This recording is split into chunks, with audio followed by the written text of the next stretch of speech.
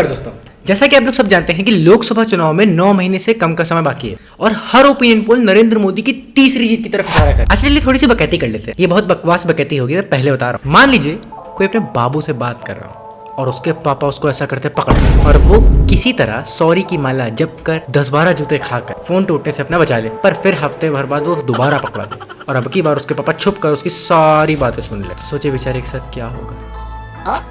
My bad. तो इस बकवास से बकैती से एक चीज सीखने को ये मिली कि हम लोगों को अपनी गलतियों से सीखना चाहिए, उन गलतियों को नहीं दोहराना चाहिए। और यही सिचुएशन नरेंद्र मोदी के साथ भी है। एक मिनट, उनका कोई बाबू है क्या?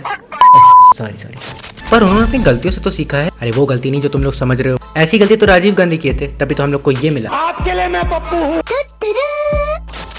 गलती मतलब 2004 वाली, वो बीजेपी की ऐतिहासिक गलती थी। एक्चुअली हुआ ये था कि जब 1999 से 2004 तक बीजेपी सत्ता में रही थी तो उसने ना पावर का मिसयूज करना किसे कहते हैं ये पूरे देश को सिखाया था। अरे भैया मतलब पावर आई तोड़ने लग गए साले, सबको अपने लौड़े पे रखते थे भाजपा वाले। चलना है तो सिस्टम के नीचे रहना पड़ेगा।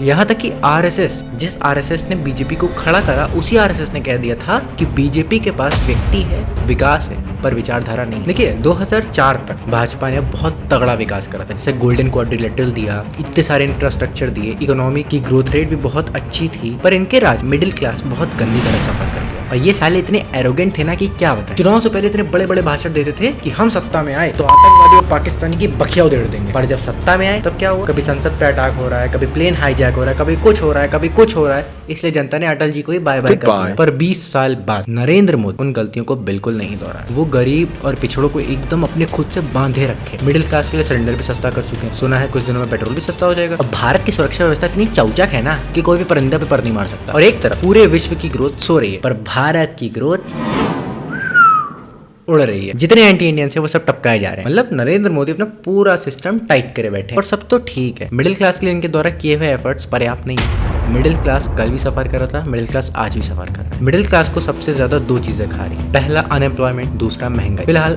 अनएम्प्लॉयमेंट और महंगाई किस तरह से मिडिल क्लास को खा रही है, इस चीज पर मैं आगे 2 वीडियोस बनाऊंगा। और नरेंद्र मोदी का मीडिया के ऊपर इतना गजब का कंट्रोल है ना कि मैं क्या बताऊं। इसीलिए मीडिया अनएम्प्लॉयमेंट और महंगाई पर कुछ कवर ही नहीं करती। पर क्या आपको पता है अटल जी ने 1999 से 2004 60 मिलियन जॉब्स निकाली थी। 60 मिलियन जॉब्स में उनके राज में भर्ती हुई थी। ये हिस्ट्री है, उन्होंने हिस्ट्री क्रिएट करी थी। पर मोदी राज में 10 साल होने को आ गया, पर इसके आधे का आधा भी नहीं हो पाया। अब हर इंसान के प्रोज एंड कॉन्स तो जरूर होते हैं। कुछ कमी अटल जी में भी थी जो मोदी जी ने कवर कर ली, पर उनको महंगाई और बेरोजगारी पर जरूर कुछ ना कुछ करना होगा, वरना वो अपनी पावर को खो देंगे। पावर से याद आया, अटल जी की सरकार पावर का घमंड था बीजेपी वालों में, पर मोदी राज में भी ये सब देखने को तो फिलहाल नहीं मिला। अब आप लोग मुझे कमेंट करके बताइएगा कि इस बार आप किसको वोट करेंगे और प्लीज मेरी वीडियो को लाइक कर दीजिएगा, मेरे चैनल को सब्सक्राइब कर लीजिएगा।